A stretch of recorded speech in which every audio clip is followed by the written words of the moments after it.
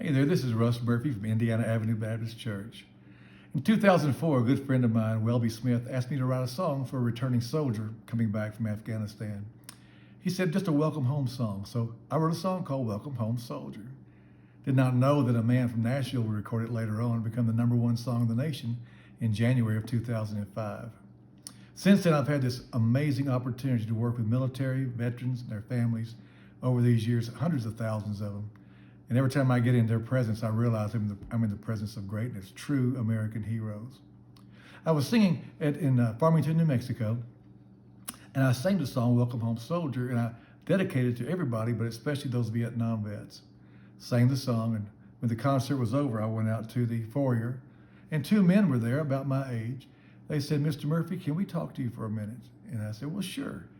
And we went into the library there, and they pulled out a black and white photo. And I could tell by the jungle scene and by the camouflage, I'd done a lot of reading on this. This was a Vietnam photo. And I said, "Vietnam?" They said, "Yeah." And one guy said, "That's me on this end." The other guy said, "This is me over here." I said, "What about your two buddies in the middle?" I said, "They didn't make it home." I said, "Oh, I'm so sorry." And they said, "We want you to have this photo." I said, "Oh, no, I cannot take that, please." They said, "We have other copies, but we want you to have it.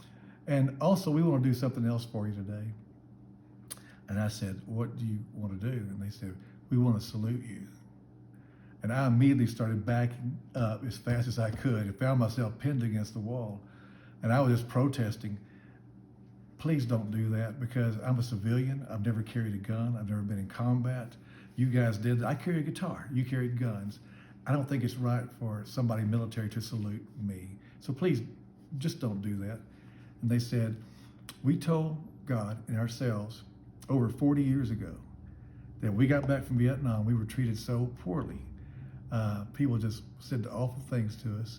We made a pact that the first person that says thank you to us for our service, we're going to salute that person. And today, this morning, in your service, 40 years later, you said thank you to us, and we want to salute you." I was still so uncomfortable. And as I stood there, the Lord spoke to my heart saying, "Russ, this isn't for you. This is for them. They've been waiting over 40 years to find one person to say thank you to them, and you did it. And they're just saying thank you for saying thanks." Well, today, if you get a chance, I know everybody here has a first responder that you know in your family or friends, whatever. You have military folks.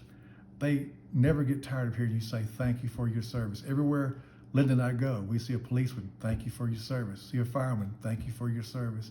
And every time, they're not trying to be heroes, but you can tell they appreciate that. So today, say thank you to somebody and say, "We really appreciate your service." Man, you have a wonderful day. Be a blessing to somebody.